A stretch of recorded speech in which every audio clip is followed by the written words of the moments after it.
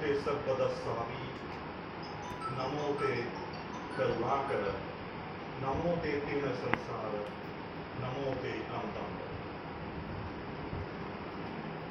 So, my dear friends from the different departments, my young leaders from the Department of Pali and Buddhist Studies, the future leaders and our women leaders who are taking lead to compare this event today.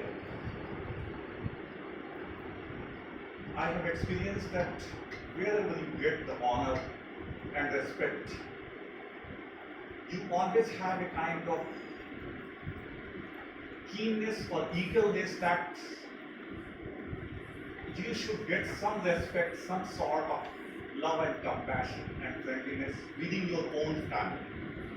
So whatever honor is being offered to you outside your family, that is very little as compared to what you get as an honor, respect, and felicitation within your family.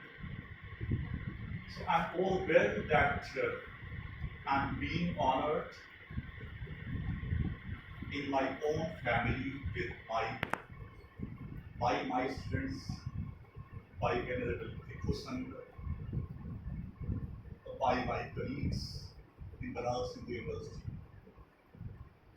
And yesterday also I spoke, I delivered a lecture which was a kind of sharing my ideas that how to become a good teacher. And I always believe that administrative posts keeps on coming and going in your life. But that doesn't create your identity.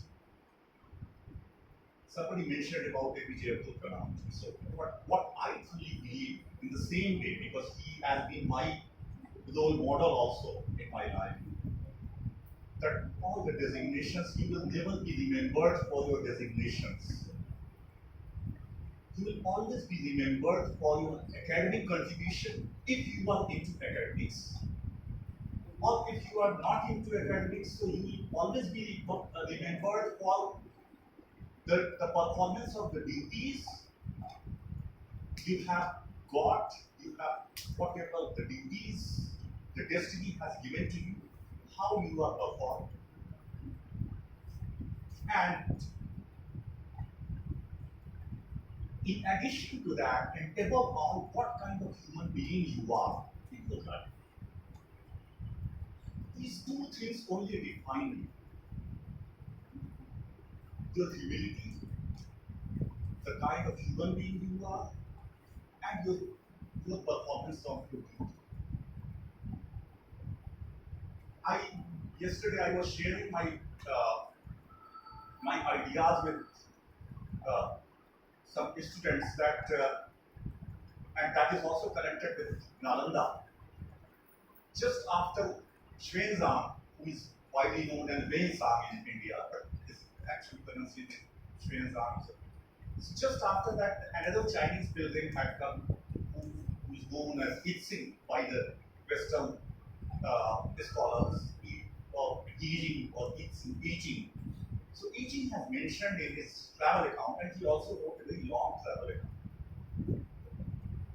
And in that travel account, at one place he has written that it is better to be a butcher than be a teacher who get the profession, who opt the profession of a teacher, but never transmit the education, knowledge to his students. So at least butcher is performing his duties properly. But if you are a teacher, and if you are not performing your duties, so butcher is better than you. So I always believe that at the end of the day, there is no sublime job like a teacher in the whole world. And this is what I always wanted to be. It is not so I accidentally became a teacher.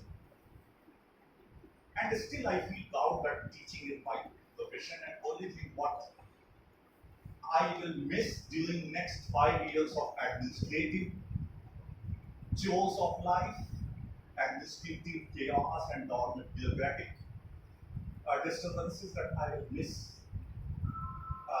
studying good books, taking my classes. But in every uh, role you have to perform well. So by the blessings of all of you, I would try my best. I don't claim that I would be able to contribute something new, because in the Indian tradition, uh, you cannot have this feeling, or you cannot have this again that can be categorized as an ego, or that you have something. I remember the first shloka of Bodhicharya Avatar, very renowned, famous text in the Buddhist countries, especially Mahayana countries like China, Japan, Korea, and all. So Acharya Shantidev, very renowned philosopher and scholar, he makes this humble submission as the first shloka of Bodhicharya Avatar. And he recites, renders this garden that nahi kinchit पूर्वमप्रवाच्यं न संग्रहण कौशलम ममास्ति अतएव न मे परार्थ चिंता स्वमनो वासयितुम कृतं मया. So nahi पूर्वम पथ किच पूर्वमत किच वाक्य. So he says that I don't have anything new to share with you all. Na sangrahana kaushalam mama. Nor I have capability to create a new granth, new text. Therefore, atayeva na me pararth chinta. So how can I claim that I am offering this for others? Because I don't have anything new to offer. Someone was saying to the mind, I am just offering this text just for my own mental solace. So I don't have any kind of claim or any kind of sense of pride that I would be able to contribute something new, because my predecessors also may have contributed a lot. But yeah, I would try my best to create some sort of legacy of the ancient Nalanda, because everywhere you go in the whole world, when I have heard even the 1951, this when Nalanda Mahavihar, when it was established.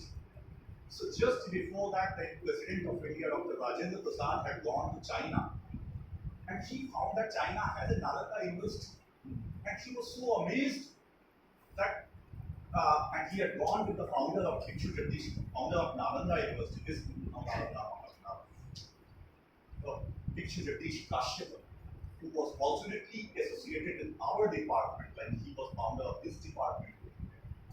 And I have heard that he used to travel, walk from Saranat to BHU to teach Pali in this department. So we are nobody as compared to those legends. They have dedicated their life, and because of the influence of Jagdish Kashyap, Dr. Rajendra Prasad wrote a letter to the then Prime Minister Jawaharlal Nehru that the Nalanda, the drum of Nalanda is being written everywhere in the whole world, and it is so unfortunate that India does not have any Nalanda university. And then it was established. And everywhere in Singapore you have Nalanda College, China, Japan, Nalanda is a brand. I remember that first time when I got the opportunity to go abroad, I was selected for Japan Foundation Fellowship, and I was staying in Osaka, Japan Foundation Institute. And for Osaka, first time I was going to meet our mentor, the research advisor, Professor Ojun Nagasaki. And I was not aware of his credential, his past. And at Kyoto station, he received me. And his first question with me was that how is our Nalanda? How is my Nalanda? His first question was, how is my Nalanda? And by that time, I had not got any opportunity to visit Nalanda. So that kind of passion and love I have seen among this recently. The last uh, night, a day before yesterday, I came back from Vietnam, and this event was organized by the Vietnam Buddhist University. And Vietnam Buddhist University, which is the biggest university of Vietnam, which has a magnificent campus, and the founder of this university, a great scholar, venerable, most venerable, very illustrious Buddhist monk, whose name is Venerable Thich Minh Chau. And Venerable Thich Minh Chau, he had studied in Nalanda University in 1970s. In 1960, actually, in 1960 he studied in Nalanda University. He contributed 4 books, and my paper was on his PhD work. And then now in Vietnam, he is like other figure of Buddhism, Vietnamese Buddhism. And he actually contributed to create a kind of confluence of Mahayana and Theravada in Vietnam. So Vietnam Buddhism is not that divided as you can see in many Mahayana countries like Japan, like Mahayana is very much separated. So Theravada and Mahayana, because he was a Mahayana Buddhist monk, at the same time he studied Pali in Nalanda. And then he understood that it has so many things common, shared to all, and Buddhism cannot be segregated in the terms of different kind of sects. And now that has become a big school of Vietnam. So they proudly claim that we have Mahayana, we have Theravada, and we have another branch which is the symbol of the confluence, fusion of them. And he dedicated all his works, the whole world of those his books were written by the professors of Dharma. So I realized that I have got huge responsibility, but I believe somebody mentioned that this is from Kashi. I am born and brought up in the soil of Banaras. I'm totally by DNA I am Banarasi. I always miss Banaras when I am anywhere else. But I believe that this soil of Banaras and BHU, the positive energy of BHU, it has something which gives you courage and strength to sustain any kind of adversities. I'm going from one source of energy, the city of Lord Shiva, the city of Bhagwan Buddha, the city of Kabir, the city of Ravidas, and the city of so many legends in terms of the music, classical music, academic scholarship, art, and so on. So I'm going to another center of knowledge, and I hope this strength, this energy, positive energy which I have got to gain from all of you, and whatever I've learned in this great university, I will try my best to contribute to that institution with honesty, transparency, humility, and academic credential, whatever I have to offer to the students there. Because at the end of the day, we are all teachers, and we are whatever we have got, the responsibility that is for the students. And I'm so grateful because I think I took more than 2 minutes. I'm so sorry. But I'm so grateful to all of you for sparing your time from your busy schedule to bless me, to speak kind words about me. And I believe that this relationship will have the sustainable impact which will be transmitted from PhD to the whole world. Thanks a lot for